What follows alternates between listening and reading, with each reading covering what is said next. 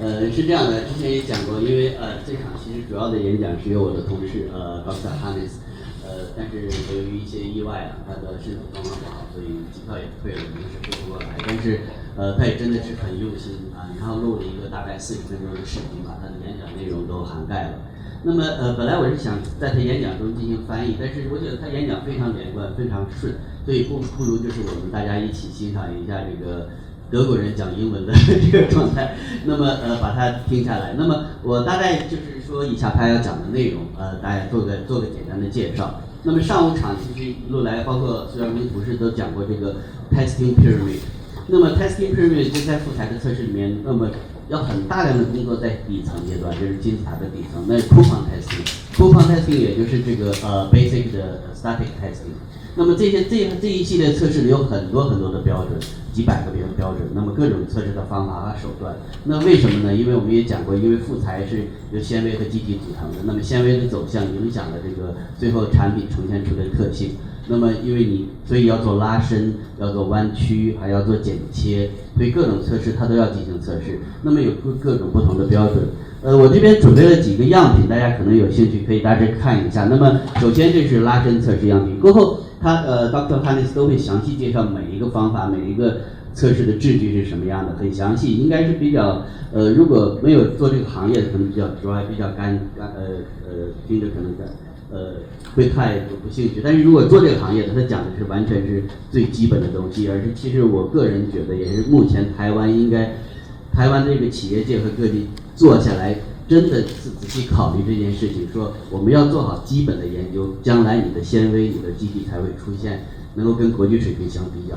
国外做的这样工作已经多少年了，那么一直在做，投入很大，所以他就介绍这些测试标准，每个手法是怎么做的，制据是什么样的。那么过后呢，4点钟以后我们可以到我们 BUN 实验室，那也是跟塑料中心合作的实验室，这是亚太第一个我们叫亚太复材实验室，一个跟我们厂商合作的。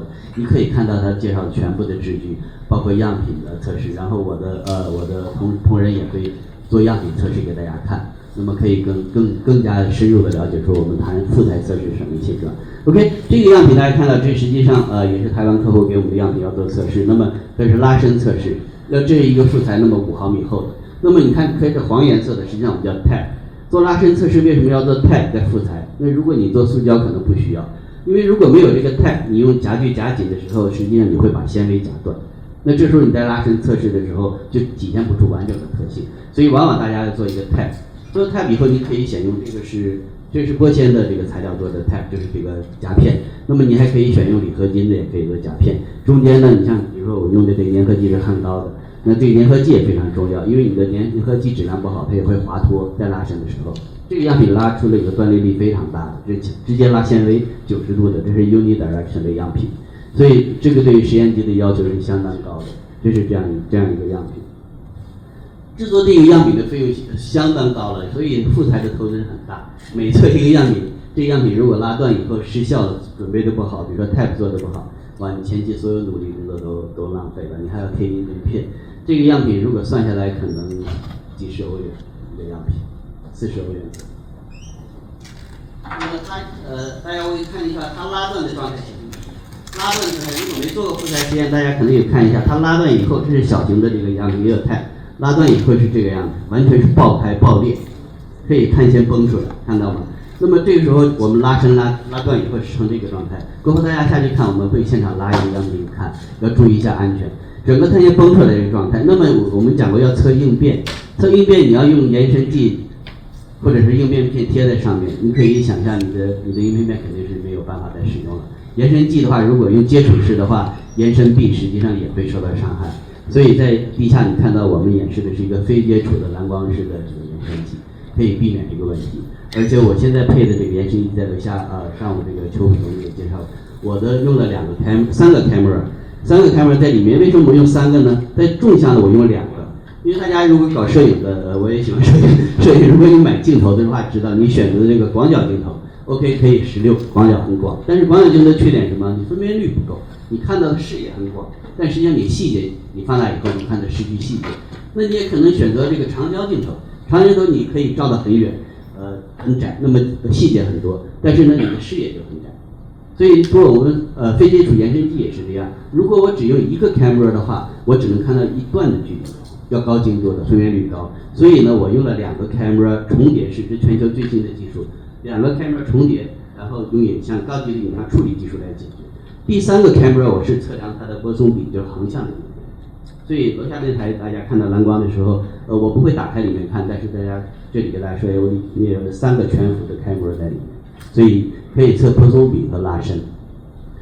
大家注意拿这个样品的时候一定要小心，这个碳纤如果扎到手里真的是非常非常不舒服，所以在楼下测试的时候不要接触样品。还有过后哈尼斯会介绍，还有这个比如说我们说的这个弯曲压缩测试。那这是测这不是测拉伸的，测压缩的。那么压缩样品实际上它也要做tag，然后用我们的制具夹进以后往下压，这个叫 shear loading 或者是 combine loading。那么我们中间可以看到黄色的线，实际上贴了应变片。在压缩的时候，这应变片的作用是检测你的样品，一个是压缩的模量要测量，再一个是看你的样品制备是不是会发生我们叫这个 term 叫 buckling。如果偏移，左侧和右侧发生偏移超过一定百分比的话，你这个测试是 fail， 就是样品本身准确度不好。那这样一个样品也是很贵的，所以每一个副材测试样品的损耗都是蛮大的。这是测压缩的。上午呢，在我那一堂我还讲过说空客Airbus，比如说他要做 CAI 测试，那么这个实际上是一个 CAI 的测试样品。我讲过这个叫做 compression after impact。什么意思呢？就是说他做了一个这样的一个副材，这是副材的。那么他要做一个冲击测试，把它打损坏。损坏以后呢，他知道这个损坏度是多少，他放到材料实验机上再做压缩。波音和空客的标准不一样。那么空客呢，实际上它是4面都不要夹紧，只要放在那边，然后用盖把它压，看多大的力可以压坏这个板材。那么去比较说没有这个破坏和有这个破坏2个损失多少。那波音的标准呢是把上面2面要夹紧，然后左右有个盖。所以大家看每个同样的行业，空客、波音它的标准就不一样，但是测试呢都是叫 CAI 测试，这是 CAI 的测试样品，所以给大家一个感性的认识。过后在他这个大概30多分钟的介绍里面呢，还有很多的测试方法，他会走的都非常细。然后为什么采用这种方法？大家可能仔细如果有兴趣的话，仔细听一下，我就不再翻译。那么大家看一下，它有图片都有介绍。所以下面他也不在现场，我们欢迎Dr. Hannes。他是我们的全球的副材行业的专家。那本身跟空客、波音这个像我介绍的 BMW 这些企业都有非常紧密的联系。这次可惜了来不了台湾，其实我们也是准备让他在台湾这个副材行业做一些更多的贡献，但是下一次吧，下一次有机会我们会请他过来，好吗？谢谢。Now let me briefly introduce myself. My name is Hannes Körber. I'm the Global Industry Manager for Composites at ZwickRoell. I joined ZwickRoell at the beginning of 2019 and have a long-standing experience from industry and academia on characterization of composites. I also have a PhD on mechanical response of advanced composites under high strain rates, and I'm a member of DIN and ISO committees for composites testing. So let's get into the topic now. When we look at composite materials, we find that this is a material group that is always very, very good and plays its cards when it comes to lightweight applications and need for high performance materials. Why? Because it offers excellent weight-specific mechanical material properties.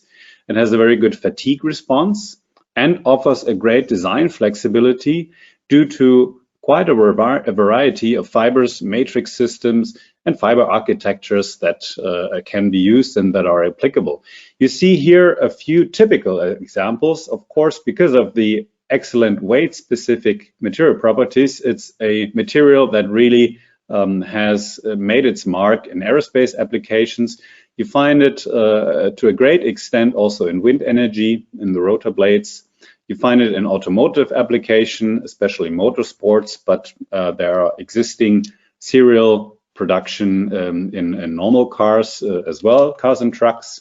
It is used for marines and sports and leisure. And there are some other application areas like construction, electronics, oil and gas. Now, I mentioned the great design flexibility. That, of course, comes from the different fiber types and resin systems and textile architectures that can be used. Here you see just some examples for carbon fiber and carbon fiber reinforced composites. But there is also a great variety of processes. So let's say if very high performance material properties are needed and has a long-standing tradition, then the autoclave curing of thermoset prepreg composites, here you can see an autoclave, is still state of the art today. But there are other systems and processes like resin transfer molding, RTM, at low or high pressure. Low is typically used for aerospace, high pressure automotive industrial applications. There's vacuum-assisted resin infusion, there's automated fiber placement, which is seen here on the left. There's automated tape laying, filament winding, pultrusion, wet pressing, press forming of thermoplastic composites, and. So there is great variety of processes, and what is interesting in composite materials is not only do the constituents, so fiber and matrix in the fiber architecture, determine the mechanical response, but also the mechanical properties are to some extent influenced by the process. So when the material is made, then you actually get your final material properties. And because of some complexity that lies within composite materials, it is typical that composites structures, complicated and bigger structures, are designed with the so-called building block approach, which is an approach that was adapted from aerospace, from the aerospace field, but has found its way into many other application areas, which I've shown a few slides before. So what is the building block approach, or testing pyramid as it's also called? It's shown here on this illustration. So when the design of a complex composite structure is anticipated, then at first a number of coupon tests using typical test standards, ASTM or ISO or others are used here. You can see it here on the bottom, and this is mostly done under static loading. There are also some dynamic fatigue testing here at this range, but dynamic testing becomes more important as we move up the testing pyramid. So then once you have your data determined from test standards, you can move up to elements where you can see here where different structural elements are then tested. Structural details is the next step, subcomponents and components until the final structure is tested. And all this is done basically to make sure that there is not, let's say, a bad awakening at the final and very expensive structural test by just using data that comes from the coupon level. There's also, what also needs to be mentioned here is that this shows actually the real specimens and the structures, but of course all this is done a lot with modeling, with analytical tools, and it is all since the, let's say, complexity of the material models and analytical models are adapted as we go up here in the design phase and size of the structure. Then also some of the input for the models needs to be adjusted, and this is can be done here by calibrating at these different levels of the testing pyramid. So this is a very common and important approach for composite materials structures. Now let's look at some of the basic static properties that are needed in order to really start into the design of a composite part. And here I'd like to highlight that the fact that composites are orthotropic materials. And that is very different from isotropic materials, because when you have an orthotropic material, then you find that your normal and shear properties are independent. And that is a very important aspect when we look at composite materials. So let's look at a typical form of that material. So we have the fiber, we have the matrix, and out of this, let's say, a unidirectional ply is made. There was a picture a few slides before showing such a typical ply from a prepreg material. But let's look at this illustration. So you have a ply that comes from the material manufacturer, could be a prepreg material, pre-impregnated composite, where fibers are all in one direction. That's where the name unidirectional comes from. And this fiber direction is marked one direction. The transverse direction is marked the two direction, and through thickness is the three direction. Now, you also find that the typical composite materials that are used have a very thin, are very thin and have a very small thickness compared to the plane dimensions. Therefore, a principle can be used, which is called a plane stress condition, and then the properties in the thickness direction can be omitted. Now, on this unidirectional ply, or on the ply level, is where you make your mechanical testing, where you get your material properties. And the basic static in-plane material properties are shown here on the bottom. There are elastic ones and there are strength. And the elastic ones are, for example, the modulus, stiffness in the fiber direction, E1. There's the modulus in the transverse direction. Now, due to the orthotropy of the material, there's also necessary to have a in-plane shear modulus, and the Poisson's ratio, the major Poisson's ratio, that is basically the way if a material is deformed in one direction, then it contracts in the other, as shown here, is also the fourth basic elastic property. And because composites have very distinct failure modes in the different material directions, there's also, when it comes to, let's say, failure analysis, it's also necessary to measure the strength. And there you need 5, which is the tensile strength in fiber direction, the tensile strength in the transverse direction, so in this direction of the ply. The same for compression in fiber and matrix direction. And again, due to the orthotropy of the material, it's the need to measure shear strength. Once this is all available, and this is now how to get these, we'll cover most of the talk today. Then, of course, you can use this in the design of making further multi-directional laminates. And here, what is typically used is the so-called classic laminate theory, CLT. And then you can make out of, once you have the properties on the ply level, you can calculate, for example, the modulus of a multi-directional laminate. And of course, there are advanced failure models and damage models that use the strength here of this ply on the ply level, also for the analysis of multi-directional laminates. Before we get into the different tests, let's look at an example of a composite material. So I have here a unidirectional carbon epoxy prepreg system that is often used in aerospace composite structures today. And I just simply took some data, some material data from the data sheet the material manufacturer supplies. And you find here on the left side your basic elastic properties in plane. And on the right side, the basic strength, also the in-plane directions in the 1-2 plane. And look at, for example, the difference in this UD carbon epoxy prepreg system in the one direction, where you find all the fibers, and in the transverse direction, where which is perpendicular to that. So very different modulus. And which also makes perfect sense. Very high difference in the strength, in the tensile strengths, in the fiber direction and in the transverse direction.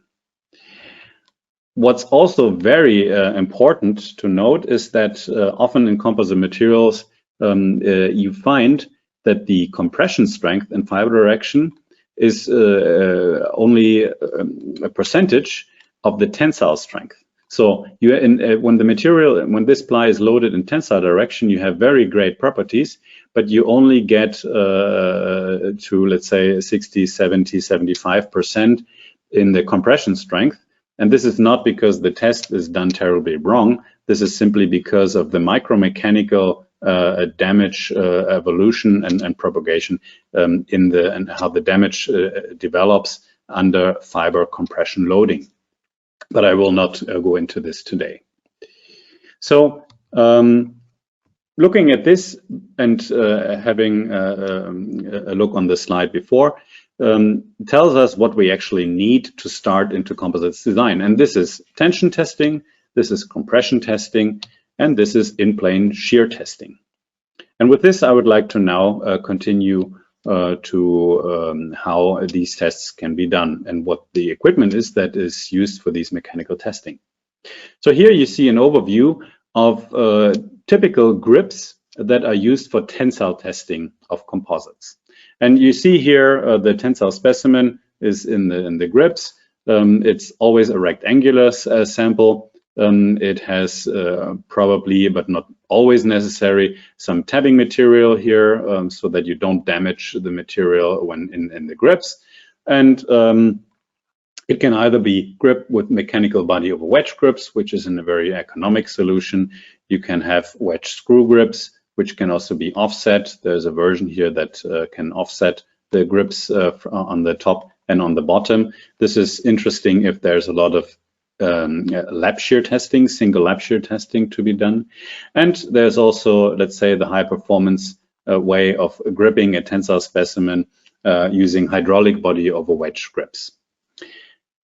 There's quite a variety of international standards that give all the information on how the tensile test is done. You find ISO standards, you find EN standards, there's some older DIN standards, there's an ASTM, and due to the importance, of course, of that material in the aerospace, you find specific aerospace and Boeing standards that cover how the tensile test is done.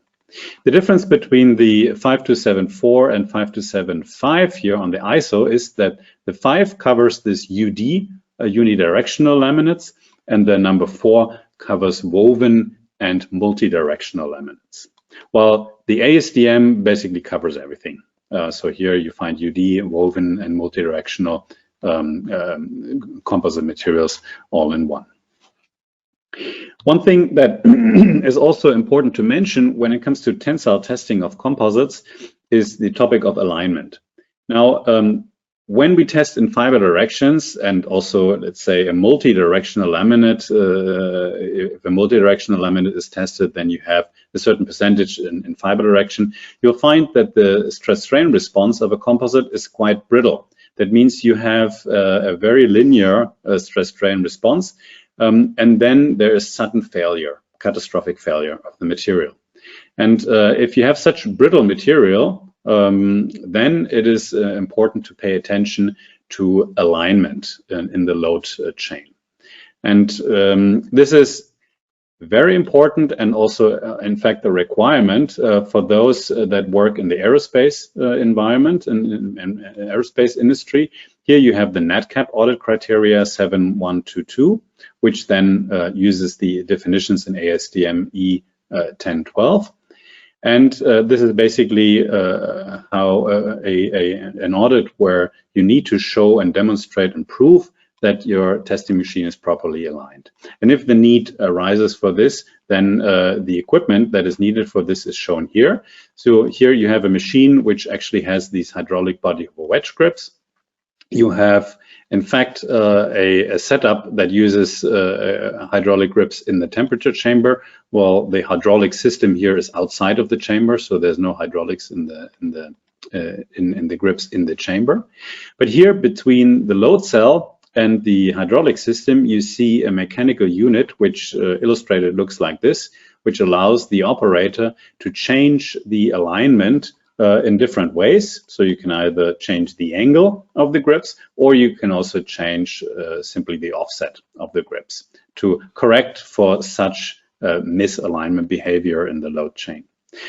You also need a alignment gauge, which is sitting here in the grips. And this is equipped with a lot of strain gauges. That's all defined in the standards. And then this is connected to a universal amplifier. We typically use the HBM Quantum X. And then there's specific software that allows you a live information on your alignment status. So as the operator adjusts this mechanical unit, he sees directly in the software if the system is in or out of alignment. Now, this can either be all purchased by a customer itself, and we offer training on how to use the equipment, or this is actually also possible to have this as a service. Now, I mentioned that I showed you on the data sheet example for the UD carbon epoxy prepreg the difference between the compression strength and the tensile strength, and that the compression strength is quite lower than the actual tensile strength in fiber direction. And this is the reason why we have so many compression standards and why compression testing is such an important topic of composites material characterization. And here you find that three methods exist depending on how the load is introduced into the specimen. So there is a pretty, I'd say, historic method. This is how it all started with composites compression testing, which is a very simple fixture which loads the sample by end loading. And then you have the support, some guide pieces here that don't really grip the sample, but they just give a lateral support.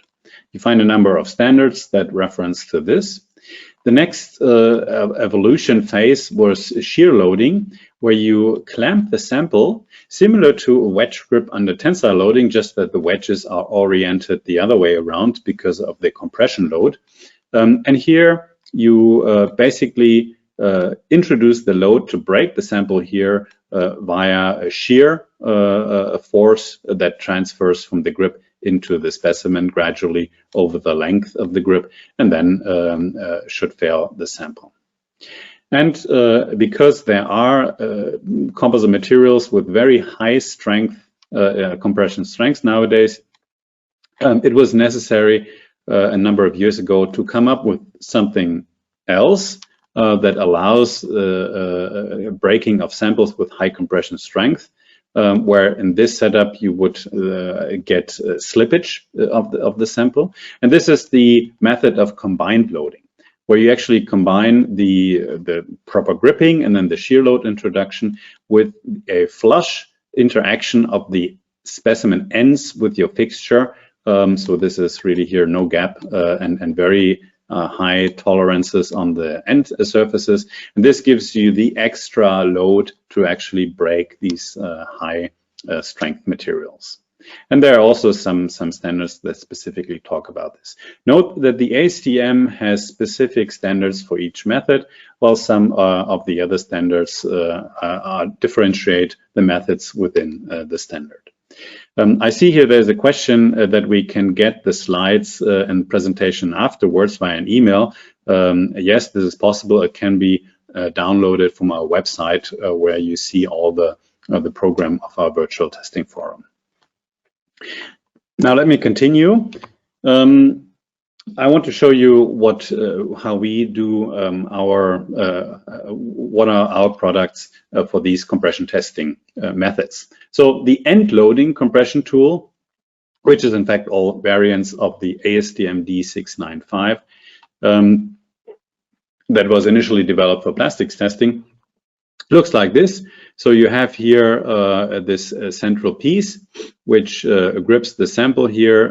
It is the supports that give guidance to the sample and align it are resting here against a corpus, which is then together with the compression plate and ensures that it's always well centered.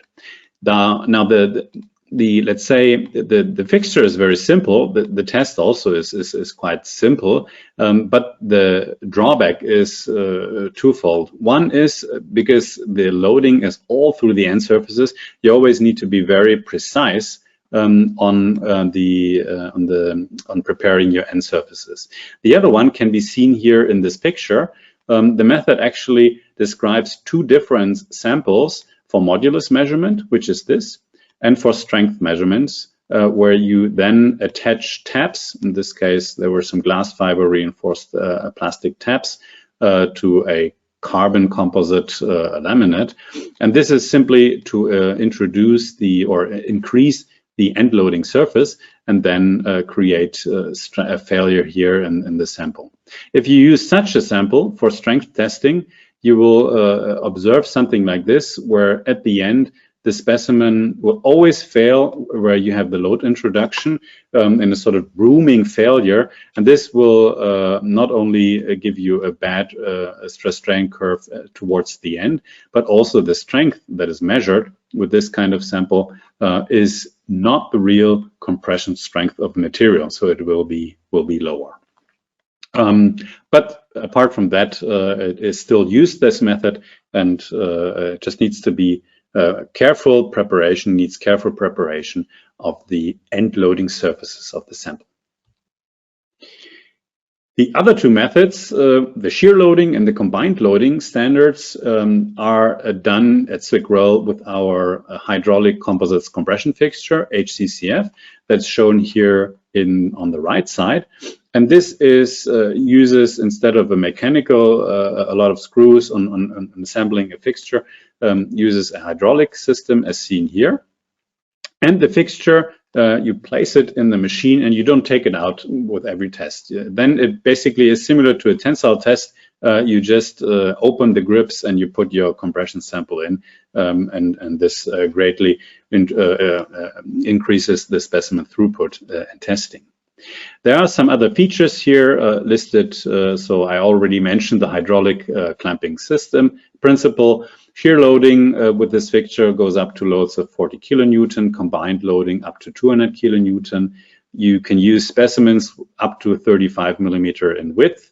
And the position here of the jaw faces is very rigid. They're in fact fixed, combined here with the corpus of the fixture. So there's no movement of jaw faces as you could have, for example, with older fixtures like Celanese fixture or the like. They're precisely aligned in the manufacturing process, so they are very, very exact. And I already mentioned that you must not remove the fixture, and it's possible if you find any misalignments that may come due to tap or glue thickness differences, then it's possible, rather than taking everything apart again, it's possible to open the grips again, put some shim inside where there's a gap or an offset, and then close without taking everything out again. So that's quite convenient. And actually improves the validity of the results overall in the test series. So there are some adjustable specimen end stops, and because of this, the design is very freely accessible, as I already mentioned, and also therefore very simple to clean. Now, let me show you a bit more on the compression testing, because one thing that is very important also to mention is that for compression testing, you need strain gauges. So why is this? Of course, you need to measure strain, and this is a general statement, I would say. For all the tests that I'm showing here where strain measurement is required, you need to measure always on the sample, not using the crosshead of the machine. That will not give you good results. So, but specifically for compression testing, you need strain gauges that are glued here on the sample as shown here. And you need two of these. And why we need two, we'll see in a bit. So the stress strain curve that we of course want to get looks something like that. There's always some sort of nonlinearity usually in compression testing, but very slightly. The strain that is used here in the stress strain curve is always the average of the two strain gauges. And then once you have that, you measure your chord modulus. That depends, of course, these points depend a bit on the standard, but the principle is always the same. And you then get your strength from your maximum point of the stress strain curve, and you can also get your ultimate strain. Yeah, but why do I need two strain gauges? And this is seen here. This is actually, there is always in the majority of the compression standards, there is a so-called person bending criteria, which is an information on the validity of the test. So here you use the signals of the strain of the two strain gauges separately, independently, and that's why they need to measure independently. And this gives you an information on how much bending was superimposed on the compression test. And if there has been too much bending, so typically the allowed range is between plus minus 10%, then the test is deemed invalid. If it is within the plus minus 10 range, specifically where you get your properties, like in the modulus range and the strength, then it is deemed a valid test. So this is why there is the need for a back-to-back or a two-sided strain measurement with strain gauges. And strain gauges simply lend themselves because there's not much room here usually, especially in some of the defined specimen geometries. Then strain gauges is really what you need to do. So much for the compression testing. Let's go to shear testing. And shear testing, I also mentioned in the beginning, the orthotropy of the composite material, where the shear properties are completely independent of your normal behavior. And take, for example, a isotropic material, and some of you probably know there's a nice simple equation how you can get from a modulus and a Poisson's ratio, you can calculate your shear modulus. Or any combination of the three will always give you, if you have two of these, will give you the third component. This is now for isotropic materials. For composite, that principle does not apply. So you cannot calculate your shear properties from, let's say, your normal stiffness and Poisson's ratio, and therefore there's a variety of shear test methods as shown here. The most simple one, and perhaps often very convenient one, is a tensile test using a plus-minus 45-degree laminate. You can see here, so the sample looks very similar to a typical tensile test, but you have a plus-minus 45-degree laminate. And you have the need for measuring actual strain here on this sample and transverse strain. And why this is, I will show in a bit. There are other ways using samples that have a notched specimen geometry. So for example here, the earlier one is the so-called V-notched beam test, or also called the Iose-Pescu test with ASTM D5379. You see here the notch in the sample, and the specimen is then clamped in this kind of fixture, loaded via the ends. So the ends of that sample need very careful specimen preparation again. And the other, now let's say a test that gains more and more in importance using a V-notch sample is the V-notched rail shear that looks like this. And here, since the specimen is clamped on the flat surfaces, it's not so important to be absolutely precise about the specimen edges. But of course, you need to be precise in machining a sample. And here, water jet cutting, for example, is very convenient to create these samples in a very fast way. Now, the standard is ASTM D7078. There are no ISO standards for the V-notch samples. And this is another interesting topic that is a general statement on composite materials. You find that there is sometimes a mix between standards. So you may use a lot of ISO standards, but you may also, together with these, use some ASTM standards because there are no ISO standards applicable, and vice versa. So it's very, I'd say composite testing is quite international and uses the standards that are available. Let's look at a stress strain curve that we typically get from a shear test. So here you have your shear stress and your shear strain. The test is usually nonlinear. So this is the test with the most nonlinearity in the testing of composite materials. Again, you get your shear stress by getting the maximum of the load. And here you see a 5%. And the 5% is well explained here.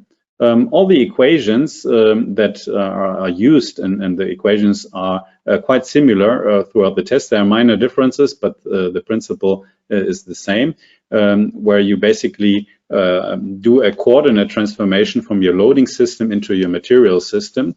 Because the equations that are used in the standards are only valid if the fibers are perpendicular to each other, then if you go beyond the 5% shear strain, and you can with some of the composite materials go quite far, but then the underlying equations are not valid anymore, and therefore in the standard, the standards, all these standards tell you to get this shear strength at 5% shear strain. Now, the chord modulus is then determined here again in the linear part of the curve, where the data points are set. Can again be slightly different from the standards, and it might also be necessary to readjust these from starting with the recommendations. If, for example, the upper point here is too much already for your material in the nonlinear part of the stress strain response. Now, some, especially the ASTM standard, define also a 0.2% offset shear strength, but not all standards have this definition.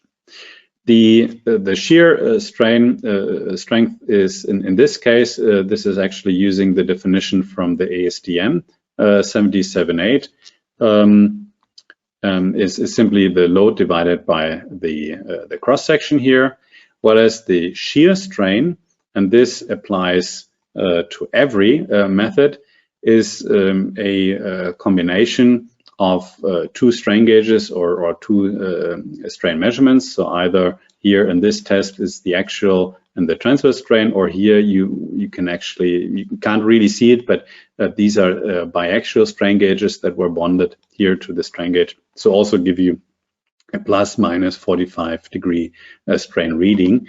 And so I'll highlight this because when you have shear testing, you always need to consider biaxial strain measurement. So just having one way of strain measurement, like axial strain measurement, will not allow you to construct a shear stress strain curve. So this is an important takeaway, that for shear testing, in order to calculate and derive the shear strain, you need biaxial strain measurement.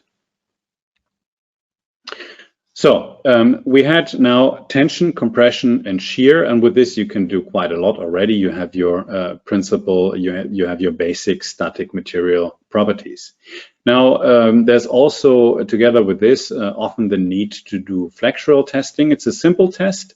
It's often used for material screening, for example, to get a first idea of a material, of a composite material, without having very complex, let's say, data reduction, strain measurement systems, and so on. So you find, though, for composites testing, that you have in the standards, and again, there's ISO, EN, ASTM standards, and some variety in the ASTM standards as well. Let's look at the ISO standard, because it's simply here for the ISO 14125. Always gives you definition for 3-point and 4-point flexure testing. And why is this? I mean, it's simply to have a 3-point flexure test setup, as seen here. If you have a very well and rigid test system, then it's strictly not necessary to have a separate deflection measurement. you could get away with your crosshead, or you can use it also with a separate deflection measurement system. But the problem here with or can be a problem with the 3-point flexure setup is that as the specimen is loaded, the upper part of the specimen sees a compression load and the bottom sees a tensile load. And now let's rewind and have think about and recap that compression strength is lower. So what will happen if everything goes right? Then compression failure will occur at the top and exactly at the position where you load the sample. Now this in an extreme case, or it can lead to lower flexural strength because of the influence of the loading fin. The standards give you some, let's say, a guideline. You can put a small plastic foil here to basically distribute the load not over a small area or over an area and not have a sharp load introduction here. But if all this doesn't help and you still think you get too low values, then it's necessary to switch to the 4-point flexure setup. And here you can see that the center part, where the specimen is most deformed, is actually not in contact with the loading fin of the fixture. And if everything goes well now, then your specimen breaks in the middle, completely free of the influences here that may come from the fixture itself. So what's important then on the 4-point flexure test is that you have a separate flexure measurement device, as seen here, for example, with our deflectometer and simple displacement transducer with a 25mm arm here, because the displacement that is required in calculating the shear strain and shear stress in this in this composite test is different from the crosshead displacement of the machine. It's the same here. So because the center of the specimen and the load are in the same position, here it is different. And therefore it's mandatory to have a separate deflection measurement device. If you have, for example, an optical system, for example, we have video extents here, then it's also possible to do a flexure test using a separate plunger, as seen here, where marks that are tracked by the video extensometer are attached, and then also that plunger attaches directly in the center beneath the sample, as with these devices do. So much for flexural testing. And the last test I would like to show here in this introduction webinar is the Interlamina shear strength, ILSS. And this is because it's probably out there in terms of quantity, the mostly done composites test. Because it's a test that uses only a very small sample. You can see it here. The fixture looks much bigger, but the sample is quite small, and therefore it's often used in quality assurance when material arrives at let's say if you are, for example, using material from a material supplier, then you probably have a quality assurance lab that checks if the material meets the specifications set by you maybe, or by what the manufacturer writes in the data sheet. And so this is a very simple test. It uses very little material and it doesn't need any strain measurement. You just need the maximum load in this test. Now it looks a bit like a flexure test. It looks slightly like a 3-point flexure test with the loading support, with the support here and the loading fin, but it's actually not. And I show you here the nominal dimensions and specimen definitions of the ASTM 2344 standard, as seen here on the one of the standards here on the bottom. The others, the specimen definitions in the other samples, in the other standards, are quite similar, but a little bit different in terms of the dimensions of the loading fin and the supports and how the ratios are here. But all have the same, that they are quite have a small specimen size. Now let's look at this part here of the test, where you see the initial state. You see here the load fin, you see the support on the right side, and you see here the cross section of the laminate, and I illustrated here, let's say, the different layers of the material. And now if the specimen, once the specimen is loaded, it is not bent, but it's actually deformed in an interlaminar shear kind of load, as seen here. And if this exceeds its interlaminar shear strength, then you get a crack, as you can see here. So this is the principle behind the test, and the load displacement curve you measure here, you get your maximum load. There's a simple equation to calculate the RLSS strength using the ASTM definition. It's called this. In fact, this comes from short beam strength. So, but it's the same thing. OK， 这就是Dr. Hannes 介绍一些测试方法和这个标准。那么其实它有 Part Two 部分比较长，会涉及到大家知道断裂力学的 G1C、G2C 和Combine Molding， 然后还有 Open Hole、Fill Hole 很多测试实际上。那么比如说 Open Hole， 那么在刚才上午的时候刚才讲过，这个你做这个叶片的时候，如果打这个铆钉铆孔怎么办？其实你打孔的时候，你把纤维切断了。所以打孔以后要做拉伸和压缩测试，打孔以后对损害多大？所以还有 open hole 和 fill hole 打上铆钉以后的测试。那么今天因为时间关系，我们就进行到这里，以后有机会再跟大家做进一步的沟通。谢谢大家，谢谢。